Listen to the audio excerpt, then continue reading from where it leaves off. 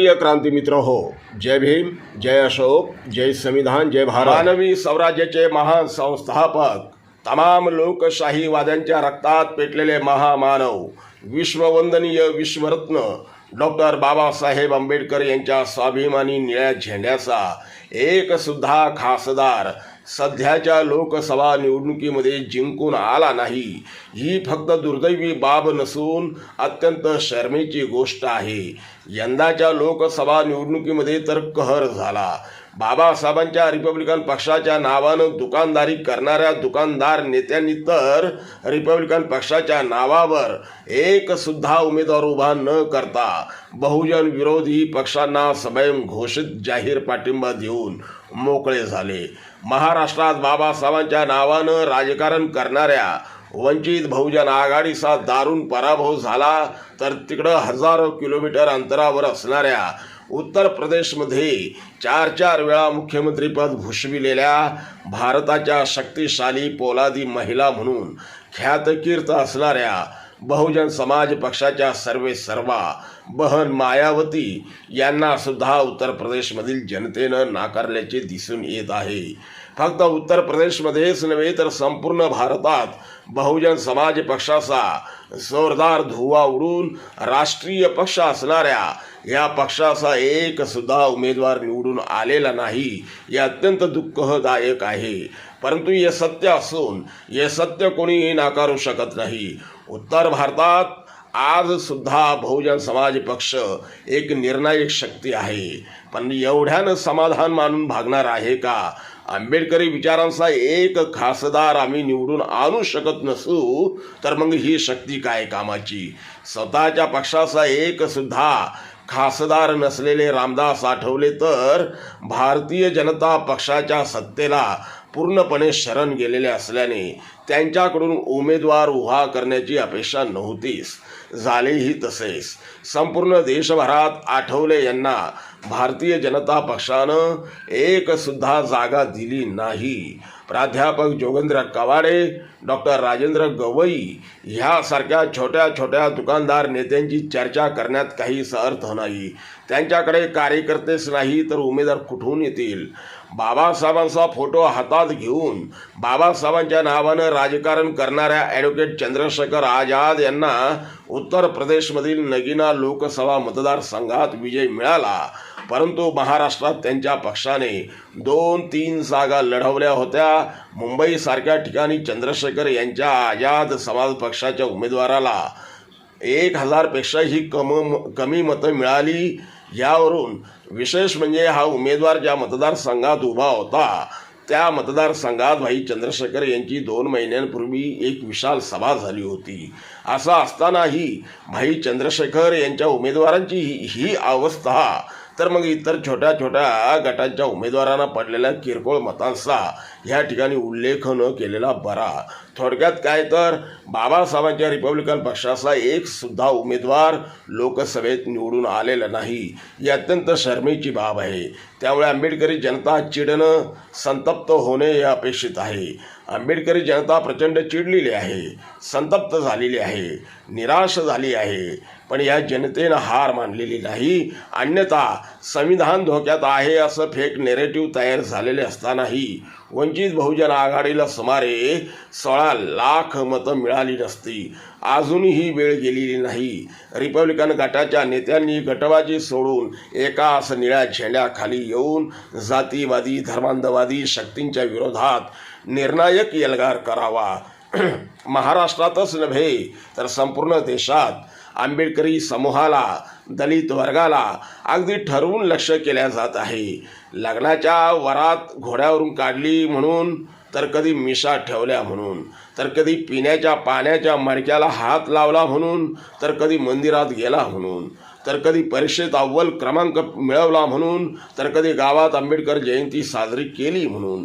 कोणत्या ना कोणत्या कारणावरून दलित व्यक्तीची राजरोसपणे निर्घृण हत्या करण्यात येत आहे। न्यायसुद्धा आम्हाला मिळत नाही, लवकर मिळत नाही, हे आम्ही खैरलांजी प्रकरणावरून समजून घेतलं आहे।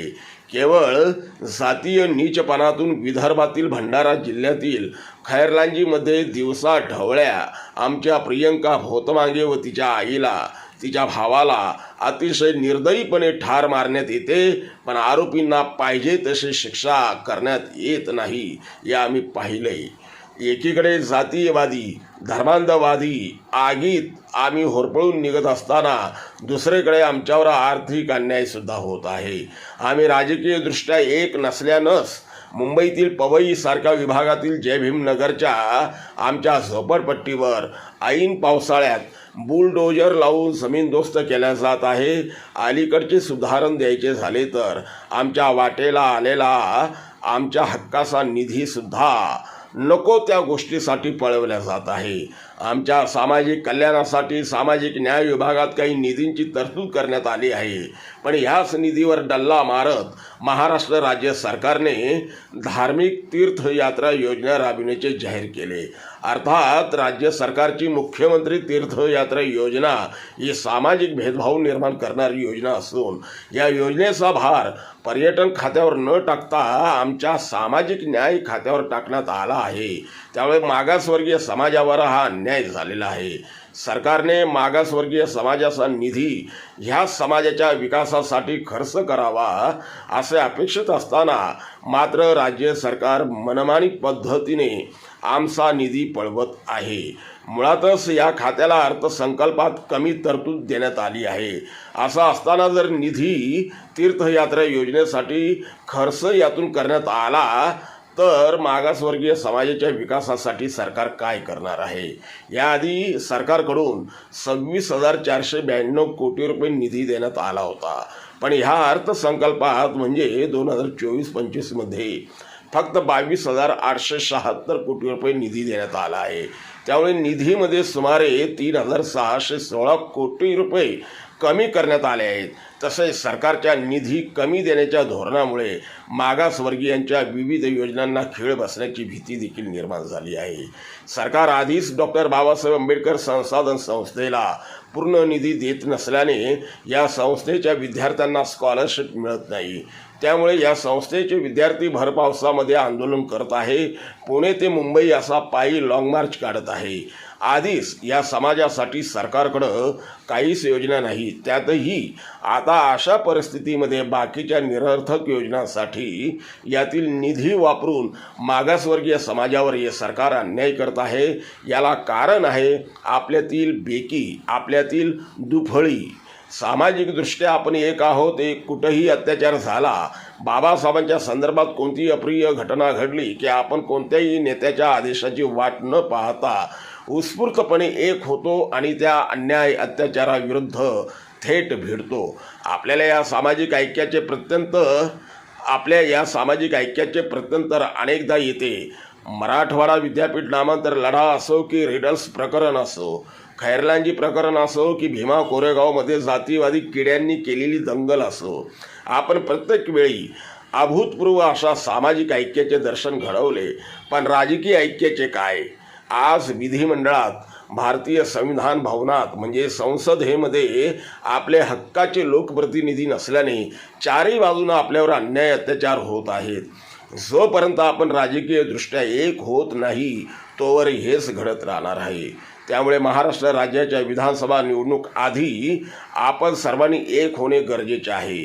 सत्तेच्या चाव्या आपल्या हाती घ्याव्या लागतील, मंत्रालयात घुसावे लागेल, तेव्हाच आपले राजकीय अधिकार शाबूत राहतील. तेव्हा आपला निधी पळवला जाणार नाही किंवा आपली एखादी जय भीम नगरसारखी झोपडपट्टी ऐन पावसाळ्यात तोडल्या जाणार नाही. ॲडव्होकेट प्रकाशजी आंबेडकरांच्या नेतृत्वाखाली बहुतांश समाज एक झालेला आहे. आता बाकीच्या छोट्या छोट्या दुकानदारांनी सुद्धा आपल्या दुकानांना बंद करून राजकीय ऐक्याचे दर्शन घडवावे हीच आंबेडकरी जनतेची प्रामाणिक इच्छा आहे.